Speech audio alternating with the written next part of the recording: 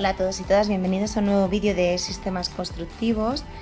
Como continuación al vídeo de conceptos básicos de estructuras, vamos a ver algunas nociones básicas de pilares, de vigas y de forjados. Bien, comenzamos con los pilares. La forma de trabajo fundamental de los pilares es la compresión. Es decir, estos pilares van a estar sometidos a una fuerza vertical y hacia abajo.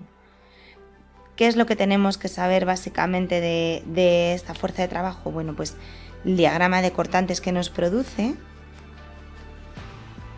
y el diagrama de flectores que nos produce, ¿vale? Son los esfuerzos que nosotros a nivel estructural vamos a tener. No voy a entrar mucho en este tema, simplemente lo que necesitamos saber es cómo nos influye esto a la hora de nosotros pensar cuál es el mejor pilar para nuestro proyecto.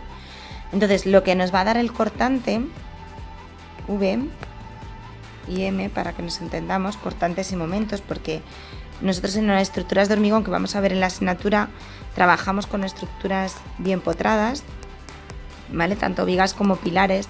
Entonces ya sabéis que las reacciones que se tienen son una fuerza horizontal, una vertical y un momento. Y en el otro lado, para que haya el equilibrio, pues igual. Bien. ¿Qué es lo que nos dicen los cortantes? Bueno, pues lo que nosotros vamos a trabajar de acuerdo con los cortantes es lo que os decía ya en algunas ocasiones, que es cerca de los apoyos, como hay más cortante, vamos a tener los cercos, es decir, la armadura transversal más junta, y lejos de los apoyos la vamos a tener más separada. Los momentos básicamente nos influyen para el pandeo. El pandeo está relacionada con la esbeltez de la pieza. Si nosotros tenemos una pieza muy finita y muy larga, cuando nosotros ejercemos esa fuerza vertical y hacia abajo, lo que va a suceder es que va a pandear, es decir, que le va a suceder esto, ¿vale? Y esto evidentemente no es bueno porque la transmisión de cargas pues no es correcta. ¿Cómo evitamos esto? Bueno, pues con una armadura longitudinal mínimo del 12, que son las que consideramos que nos van a aguantar bien, y también con una relación sección de hormigón, sección de la pieza del pilar y altura, ¿vale?, del pilar, que sea estable. Esto son cálculos complejos que requieren pues conocer fuerzas y muchas más cosas, y no vamos a entrar en ello, pero simplemente que sepáis que si tenemos un pilar muy largo no puede ser muy esbelto, es decir, esta sección no puede ser muy pequeña, porque si no el pilar va a pandear y no se van a transmitir bien las cargas. Dicho esto, vamos a las especificaciones de la EHE que comentábamos en el vídeo de conceptos básicos, pero un poquito más desarrolladas para que tengamos claro todo. Bien, ¿cuál es la sección mínima de los pilares de hormigón de sección rectangular según la EHE? Bueno, pues lo mínimo que tenemos dijimos que eran 25 por 25, ¿de acuerdo? La armadura longitudinal mínima va a ser 4 redondos del 12, que se colocan en las esquinas. Ok, y cuando dijimos que teníamos los cercos, bueno, pues dijimos que se colocaba un cerco alrededor de cada barra longitudinal, es decir, respetando... Bueno, se me ha ido el lápiz. Respetando el recubrimiento, que ya sabéis que nos lo da el ambiente con las tablas de la EHE, la 822, la 822A, tenemos el ambiente, y luego nos vamos a las tablas 37, 37.2, no recuerdo ahora mismo el título, pero lo estuvimos viendo en clase, y ahí determinamos cuál es el ambiente, cuál es el recubrimiento.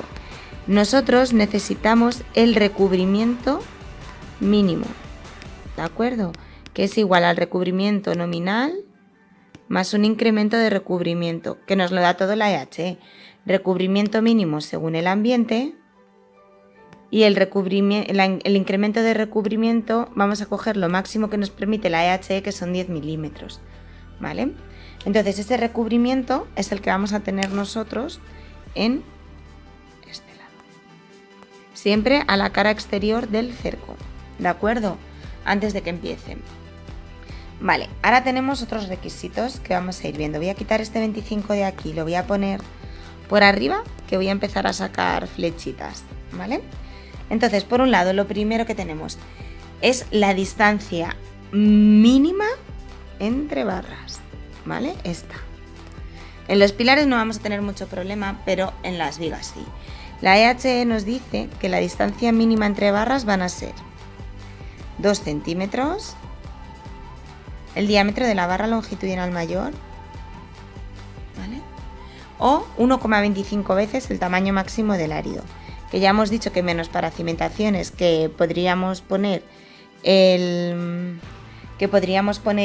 40, vamos a utilizar 20, ¿vale? Entonces, para saber la separación mínima entre barras, sería la mayor de estas tres, es decir, esa distancia va a ser mayor o igual que estas, ¿vale? Cogemos la mayor porque se trata de una distancia mínima. Más cosas. El armado mínimo que nos marca la EHE, el armado longitudinal mínimo, van a ser 4 redondos del 12. ¿De acuerdo?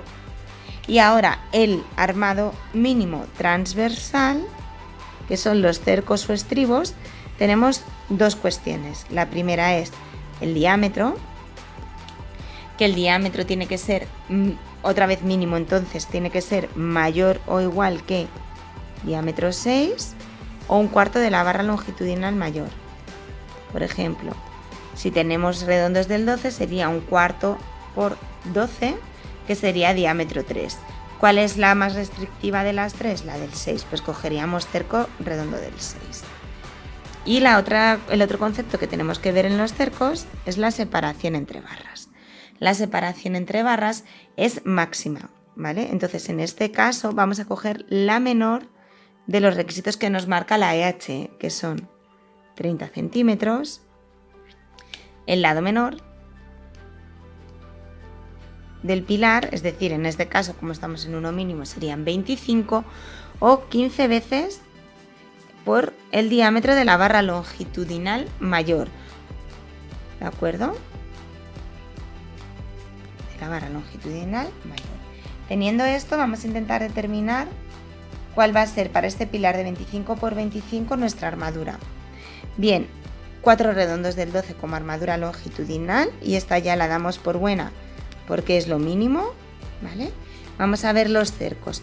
Sería un cuarto por 12, que serían 3, con lo cual no nos vale, nos quedamos con cerco redondo del 6. Y en cuanto a la separación de los cercos, entre 30, el lado menor, que es 25, o 15 por la barra longitudinal mayor, que son 15 por 12 igual 18 centímetros, nos quedamos con la más pequeña de las tres, que son 18 centímetros. Así que este pilar sería un pilar de 25 por 25 centímetros con un armado longitudinal de 4 redondos del 12 y cercos redondo del 6 cada 18 centímetros, teniendo en cuenta que en los apoyos vamos a juntarlos un poquito más.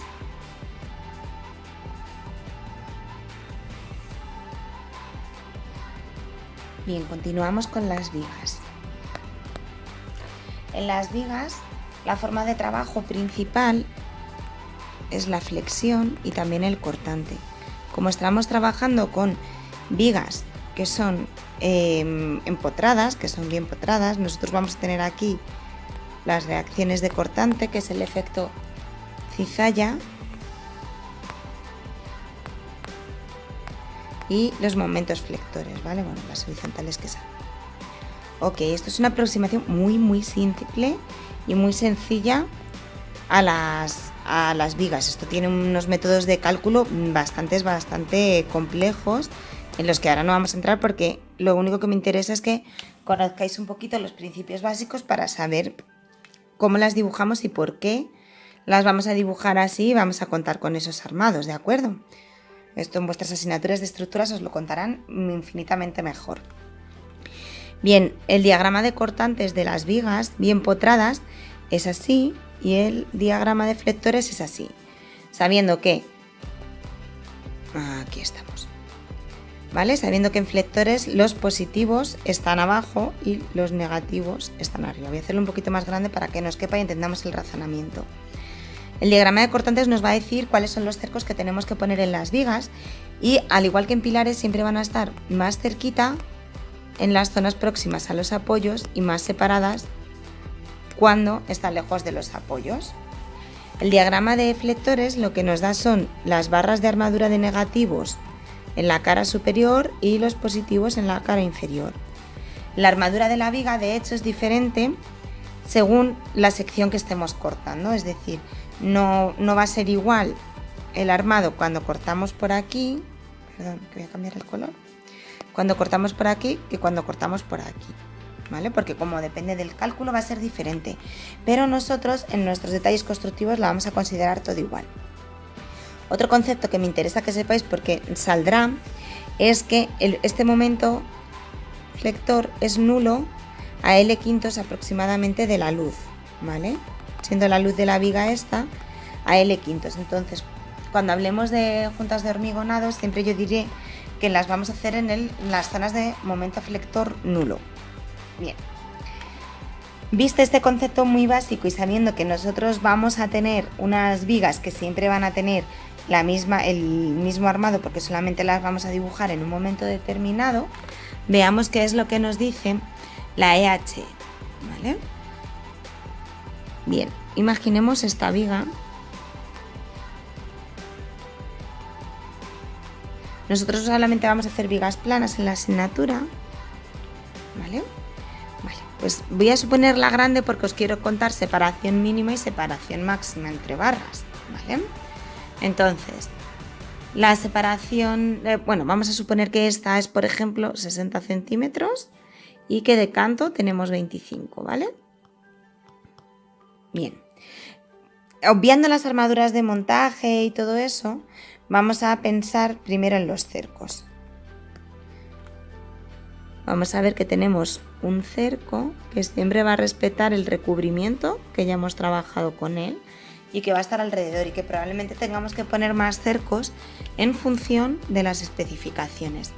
Empiezo primero con los cercos porque es muy parecido el cálculo a lo que hemos hecho en pilares, ¿vale? Entonces me lo bajo para acá y como cercos tenemos igual el diámetro, que va a ser redondo del 6 o un cuarto de la barra longitudinal mayor, y la separación, que en este caso lo que nos sucede con la separación de los cercos es que añadimos un factor más, ¿vale? Van a ser los mismos 30 centímetros de los pilares, el diámetro, o sea, el lado menor de la viga, o 15 veces el diámetro de la barra longitudinal mayor, y aquí entra un concepto nuevo que es 0,8 veces el canto útil de la viga. ¿Qué es el canto útil de la viga? Bueno, pues es la distancia que hay, lo voy a hacer aquí grande para que lo veamos. Si esta es nuestra viga, ese es nuestro cerco, ¿vale? El canto útil va a ser la distancia que hay desde el borde hasta la parte superior del cerco. Perdón, ese es el canto que quitamos y el canto útil es justo lo que nos queda, ¿vale? Que se supone que es el canto que está trabajando. Multiplicamos por esta distancia, por este canto útil 0,8 y nos da, como es separación máxima, ¿vale? Va a ser la menor de estas tres, es lo mismo, de estas cuatro, perdón, ¿vale? Siempre vamos a coger la menor. Es decir, la separación será mayor o igual que la menor de estas. Bien, una vez que tenemos determinados estos cercos, vamos a ver qué barras longitudinales tenemos que colocar. Mínimo va a ir una en cada esquina, al igual que en pilares. Y ahora lo que tenemos es la separación mínima entre barras, que va a ser exactamente igual que en pilares, ¿vale? Es decir, si os acordáis, en pilares lo que decíamos que la separación mínima era 2 centímetros, el diámetro de la barra mayor o 1,25 veces el tamaño máximo del árido. Y ahora aquí lo que me interesa es saber la separación máxima, ¿de acuerdo? ¿Cuánto va a ser la separación máxima entre barras? Esta de aquí. Vale, pues la separación máxima entre barras siempre va a ser 30 centímetros. Es decir, si esa separación es mayor a 30 centímetros, nosotros tenemos que poner ahí en medio una barra o 2 o 3 o las que correspondan. ¿Cómo calculamos esa separación máxima? Bien. Pues la separación máxima la vamos a calcular. Si tenemos el ancho de la viga 60, vamos a quitarle 2 recubrimientos, el de aquí y el de aquí. Vamos a imaginar que tenemos un ambiente 2B, que son 2,5 centímetros nominal más 1 centímetro del incremento que le podemos sumar, 3,5, ¿vale? Entonces serían 60 menos 2 por 3,5, porque tenemos 2 recubrimientos, uno a cada lado. Y también tenemos que quitarle los 2 cercos y las 2 barras, ¿vale? Los 2 cercos son diámetro del 6, pues menos 2 por 0,6. Y también le tenemos que quitar el diámetro de estas barras. ¿Por qué le quitamos el diámetro de las barras? Porque es la separación máxima entre barras. Entonces vamos de borde a borde. Vamos a imaginar que esas barras son del 12. Entonces sería menos 2 por 1,2. Entonces esa separación, que es 60 menos 2 por 3,5, voy haciendo los cálculos. 60 menos 2 por 3,5 menos 2 por 0,6 menos 2 por 1,2, nos quedan 49,4 centímetros. 49,4 centímetros es mayor que 30, con lo cual tenemos que poner una barra entre medias, ¿vale? Es decir, aunque por cálculo nos dieran solo 4 barras, ¿vale?, nosotros tendríamos que poner esas 2 barras ahí para que la separación no fuera mayor que 30. A ver, también os digo que esto es muy raro que suceda en vigas planas porque siempre tiene muchísimo más armado. Fijaros aquí todo el armado que le estamos colocando, ¿vale? No pasa más en cuando las vigas son de canto, cuando tienen mucho más canto y no va a ser nuestra opción, pero a mí me gustaría que siempre en vuestras vigas pensaréis cuál va a ser el armado mínimo teniendo en cuenta estas circunstancias, ¿vale? Con esto lo que tendríais sería el armado de las vigas y comprobando que nos cumple la EHE en todas las cosas.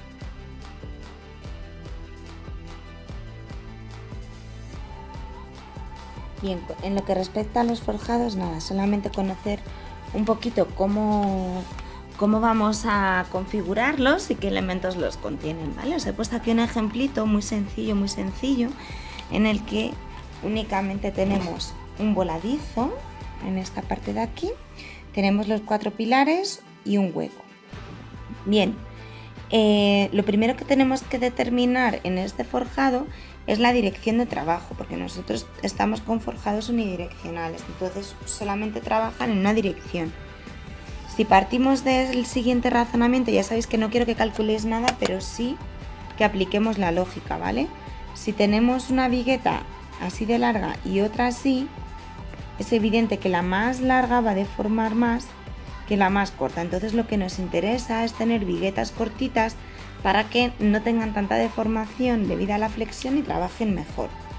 Siguiendo este criterio, nuestras viguetas serían más cortas si están colocadas en esa dirección, con lo cual es la dirección de trabajo que vamos a elegir, ¿vale? Siempre vamos a elegir la dirección de trabajo en la que las viguetas sean más cortas. Teniendo en cuenta esto, nuestras vigas principales o de trabajo, las voy a pintar en azul oscuro, van a estar en esta dirección, ¿vale?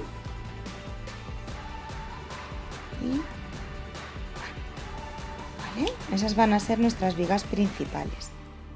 Ahora, nuestras vigas secundarias, que no van a recibir la carga directamente, pero que las necesitamos, van a ser aquellas que van de pilar a pilar, ¿vale? Es decir, tenemos otra. Vale. Como tenemos un voladizo, en este voladizo vamos a necesitar 2 vigas importantes que nos sujeten ese voladizo. Para que os hagáis una idea, trabaja del siguiente modo, ¿vale? Como un empotrado volado. Entonces su diagrama de flectores va a ser este y su deformación va a ser esta. ¿Qué necesitamos? necesitamos una viga sólida para que esta deformación no se produzca. ¿Vale? Entonces vamos a dibujar estas vigas más bien grandecitas para que nos puedan sujetar ese voladizo. Y después, un segundito, voy a hacer esto un pelín más grande, más recto, dicho sea de paso, para poder dibujar la viga. Y después lo que nosotros vamos a colocar en el borde de este voladizo y de este forjado va a ser lo que llamamos zuncho de borde, ¿vale? Entonces, por ir haciendo un resumen y que tengamos claro que es todo. Estas van a ser las vigas principales o de trabajo. Estas van a ser las vigas secundarias, vamos a llamarlas así. Y estos van a ser el zuncho. El zuncho para lo que nos sirve es solamente para cerrar y que no haya fisuras en el hormigón. Entonces los zunchos de borde nos van a valer. En muchos sitios os van a decir que con que sean dos redondos del 16, uno arriba y otro abajo, va a ser suficiente. Pero a mí me gusta poner mínimo 4 barritas, ¿vale? Aunque sean 4 redondos del 12, pero hacer un zuncho un poquito más apañado, ¿vale? 4 redondos del 12 chiquititos ahí.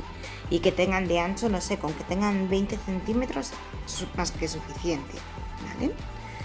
Luego sucede una cosa también, y es que, por ejemplo, aquí tenemos un hueco.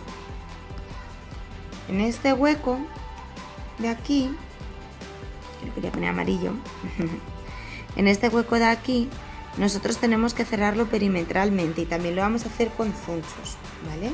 Pero ¿qué es lo que sucede? Que como aquí tengo tan poquita distancia, lo que nos va a interesar es que este zuncho le llevemos de viga a viga y entonces aparece un nombre nuevo.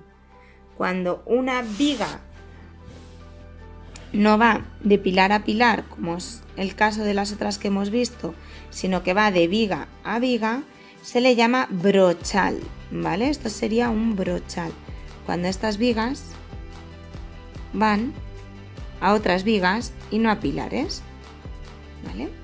Y ya por último, donde sí que pondríamos un zuncho chiquitito, sería ahí, cerrando, ¿vale?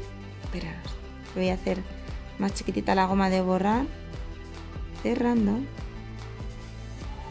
ahí, el hueco de la escalera para que no se fisure el hormigón. Entonces en este forjado nos quedarían lo que hemos quedado. Vamos a escribir el nombre del brochal para que lo tengáis claro.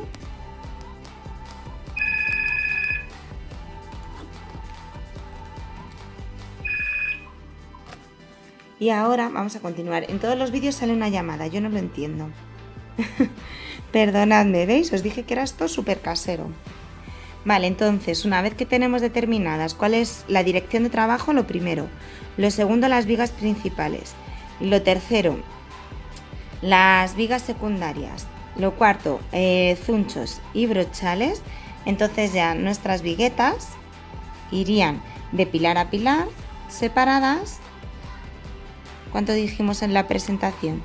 60 o 70 centímetros, ¿vale? Esto va en función de cuál cojáis, ¿vale? De qué bovedilla cojáis, del entrevigado, esto va por cálculo, pero a mí me da igual en nuestros ejercicios que nosotros pongamos 60 o 70 centímetros, ¿vale? Es una cosa que me da lo mismo. Y luego en la presentación introdujimos un concepto que son los negativos. Esos negativos os dije que se colocaban en las cabezas de las viguetas, es decir, aquí, ¿vale? Se suelen colocar de 2 en 2 y os voy a explicar para qué. En el borde se cierran en patilla como cualquier elemento de hormigón que llega a borde y entre medias van de una vigueta a otra. Suelen ser, esto va por cálculo también, el forjado también se calcula, ¿vale? Suele ser a lo mejor pues un redondo del 8 y un redondo del 12 o los dos del mismo tamaño. Bueno, pues ya tenemos, normalmente son 2, a veces son 1, pero casi siempre son 2 negativos los que se colocan, ¿vale? En estos forjados. Os los voy a dibujar enteros para que sepáis cómo hay que dibujarlos y ahora os explico el porqué de ellos. Vámonos más abajo. Y entonces, del mismo modo que trabajan las vigas, trabajan las viguetas. Es decir, la vigueta va a ir apoyada en una viga y en otra viga, ¿vale? Su diagrama de flectores va a ser exactamente el mismo. Y como las viguetas, si os habéis fijado, teníamos viguetas o semiviguetas, ¿vale? Vamos a suponer una semivigueta así, donde lleva casi todos sus armados aquí abajo, ¿vale? Entonces, ¿qué pasa con eso? Que la armadura de positivos la tenemos garantizada. ¿Cuál nos está fallando? La de negativos, la de aquí arriba. Entonces, ese es el motivo por el cual se coloca esa armadura de negativos, que son simplemente dos redondos que se colocan aquí arriba, que hemos visto en fotos, y ya está. Con eso se absorben los momentos negativos y lo tenemos listo. La última consideración que os quería hacer con respecto a la configuración de los forjados, aunque lo veremos bien en los ejemplos que veamos en clase, es el macizado de la primera bovedilla. Es decir, la primera bovedilla nunca arranca directamente ahí, sino que vamos a macizar unos 20 centímetros y luego ya vamos a empezar a colocar todas las bovedillas, ¿vale? Siempre estos primeros 20 centímetros van a ir rellenos de hormigón. Lo veremos en el vídeo de detalles constructivos de forjado. De momento con esto tenéis unas pequeñas nociones básicas de cómo trabajan nuestras estructuras.